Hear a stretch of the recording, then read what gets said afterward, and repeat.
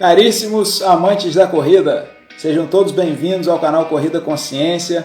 Meu nome é Vitor Franco e nesse vídeo nós vamos conversar um pouco sobre psicobiologia e a corrida.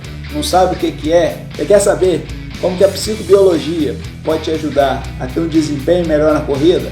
Então essa live vai te ajudar bastante.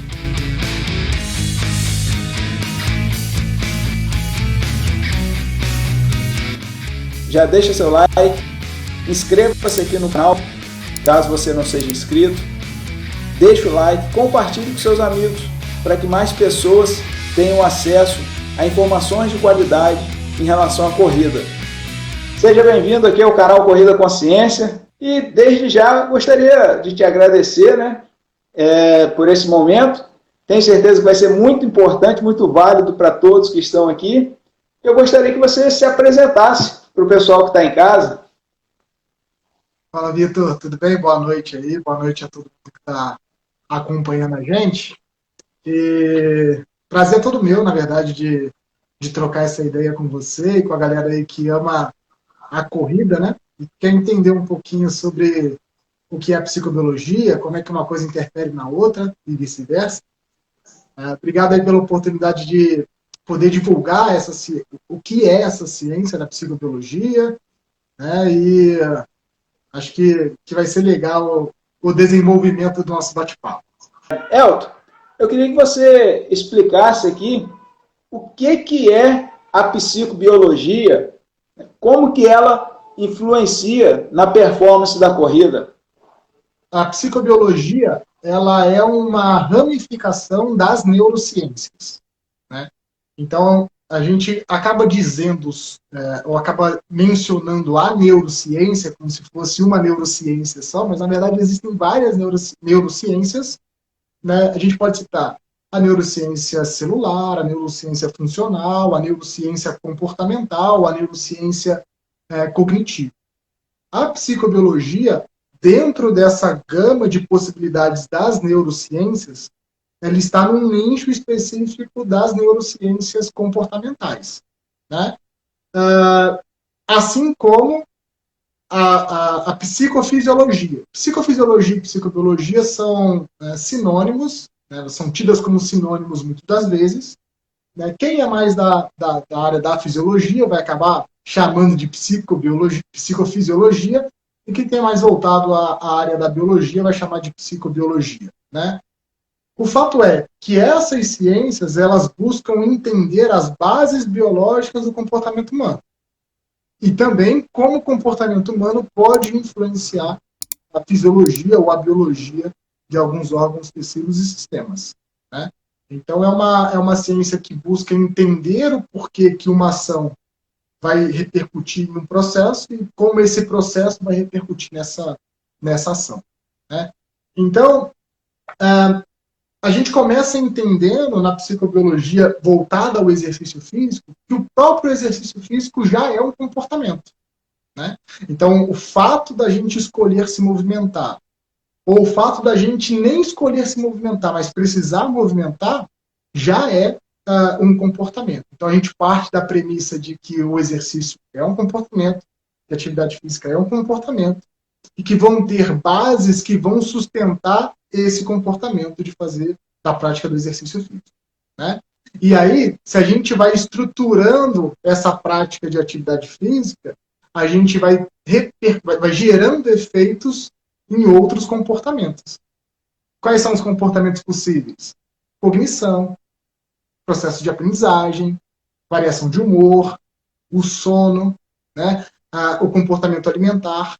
Então, manipulações de alguns comportamentos influenciarão em outros comportamentos, né? Sendo o comportamento um elemento da psicologia, a gente vai buscar desenhar, costurar, né, elementos biológicos com os elementos psicológicos. Como que isso está ligado, como que isso se aplica ao mundo da corrida?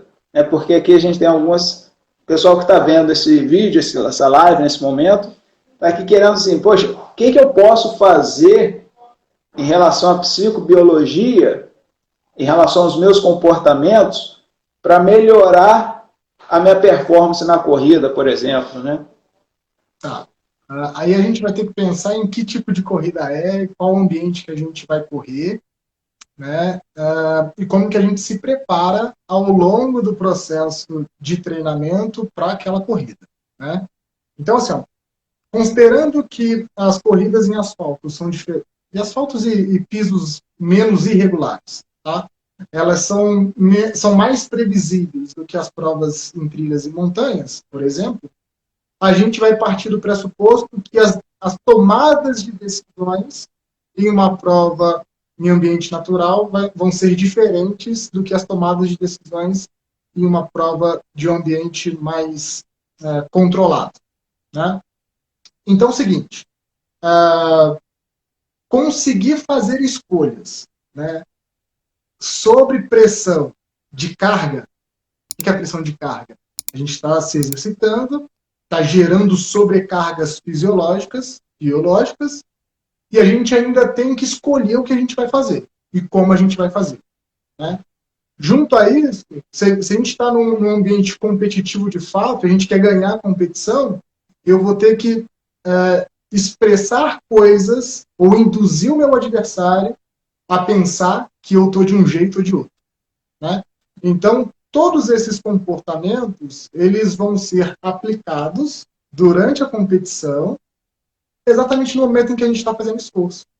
Então, buscar tomar decisões ou pensar em estratégias de treinamento em que decisões precisam ser tomadas em circunstâncias específicas, próximas ao que acontecerão na prova, ajudará a gente a ter melhor desempenho. Mesmo em ambientes mais controlados, como são as provas de pista ou as provas de rua, né? Porque um atleta, um corredor de fundo, por exemplo, de 5.000 metros, ele pode escolher fazer, aumentar a velocidade de corrida em momento errado, porque ele está se percebendo errado, ou porque ele está percebendo que o outro está fazendo de uma maneira que foi induzido a isso, né? Então, esses elementos, eles podem e devem ser inseridos nas nossas sessões de treinamento, né? Uma vez que nós somos treinadores desse público de atletas. Então, o primeiro ponto é esse, né? Conseguir tomar decisões e as melhores decisões durante a competição, né? E aí, se a gente faz o caminho inverso, Vitor, a gente também tem que pensar que existem possibilidades da prática da corrida influenciar no nosso comportamento. Por exemplo, exercícios que são feitos de forma contínua, com intensidade moderada, eles parecem melhorar mais o nosso humor do que exercícios intervalados, de alta intensidade, né? Então, dependendo da condição de vida em que a gente está inserido, escolher um ou outro tipo de treinamento talvez influenciará, inclusive, a performance para, né, a aquisição dos desempenhos, né, para melhora do desempenho de forma específica, né? E que muitas das vezes a gente desconsidera isso. A gente, como treinador, boa parte das vezes, a gente está pensando que tem que fazer um treino contínuo, tem que fazer um treino intervalado, tem que fazer um volume tal, com uma intensidade Y, e ponto. E esquece que existe outros comportamentos que influenciarão esse desempenho, né? Então, existe uma via de mão dupla aí, né? Em que a gente pode tanto melhorar desempenho com base nos nossos comportamentos, ou no desenvolvimento de nossos comportamentos, como a gente pode melhorar os comportamentos com base na prática do exercício físico. Eu me lembrei de um exemplo, não lembro quem me contou essa história, que era, acho que foi até um amigo de Juiz de Fora, e ele estava em uma corrida, né, estava disputando ali, é um cara assim, de elite, né, digamos assim, que disputa realmente as provas para ganhar, e ele estava quase quebrando, ele estava quase perdendo performance, e ele estava colado com o cara. Eu falei assim, poxa, eu tenho que fazer alguma estratégia, eu tenho que fazer alguma coisa para quebrar o meu oponente, e eu ficar melhor. Aí o que ele fez? Ele pegou o celular e tirou uma selfie no meio da corrida com o cara do lado, que vamos fazer uma selfie aqui e tal, para mostrar para o oponente que ele estava bem. Mas ele não estava bem, ele estava mal. A partir desse momento da selfie, o cara do lado fala assim, para mim não dá não, porque esse cara tá tirando selfie no meio da prova, para mim tá difícil pra caramba, o cara tá tirando selfie. Aí foi quando o oponente dele, digamos assim, se sentiu pior e ele conseguiu avançar. Ou seja, faz muito sentido, né? A partir do momento que a gente consegue entender que a sua decisão também gera uma decisão no outro, principalmente quando você está ali na competição, isso faz muito sentido, né? A partir do momento... E se a gente for pensar, né, como você está aí, eu também pesquiso as ultras, quando a gente vai para uma ultra, é decisão o tempo todo. Será que eu continuo? Será que eu paro? Será que eu me alimento? Ou será que eu deixo para daqui a 10 minutos? Porque vai ter uma descida, vai ter uma subida. Então, realmente, assim, são muitas decisões que a gente toma. Se for correr 10 quilômetros no asfalto, você vai ter decisões mais rápidas, um momento mais curto. Mas quanto maior a prova, maior a duração da prova, mais decisões difíceis você vai ter que acabar tomando, né? Tem um grupo de treinadores, junto com o professor D'Agostini, né, lá da Universidade Federal de Uberlândia, que acabam trazendo para a discussão sobre as competições de ultramaratona em trilhas e montanhas o elemento da dupla tarefa, né? Esse é um termo que é utilizado por esse grupo de treinadores, né? Existe um outro termo da ciência do esporte, que é a tática individual, né? Que elas tendem a convergir, são formas de falar sobre a mesma coisa de formas diferentes, né? Sobre perspectivas diferentes, e o fato é que tomar decisões tendo que executar ações intensas pode gerar ainda mais fadiga cognitiva, né? E a gente sabe que a fadiga, a fadiga cognitiva, ela também pode gerar repercussões físicas. Então, a chance do indivíduo gerar lesões porque está mentalmente cansado é maior. A chance do indivíduo, no final de prova, escolher caminhos errados e, por exemplo, torcer tornozelo, joelho, coisas assim, também é maior. Né? Então, treinar essas características ajudará, de uma forma geral, o desempenho desses sujeitos. Né? Você falou tomar caminhos errados. Eu me lembrei que nesse final de semana teve a maratona de Boston, segunda-feira, né, eu acho. Uhum. E o campeão dos cadeirantes, ele errou o caminho realmente, né? Quando era a última curva para a direita, ele seguiu o carro que estava na frente e foi reto. E aí demorou acho que 1 minuto mais ou menos, e por 7 segundos ele não bateu o recorde mundial, o recorde da prova de Boston, né? Então, ou seja, quando você falou em tomar caminhos errados, eu pensei muito nessa questão também da ultramaratona da trilha, né? Às vezes o cara está ali, ele tem que seguir as bandeiras, ele tem que estar procurando. E às vezes, eu já errei caminho também, né? A gente erra às vezes caminhos, então é outra decisão que ele também tem que tomar cuidado para não errar o caminho literalmente, né?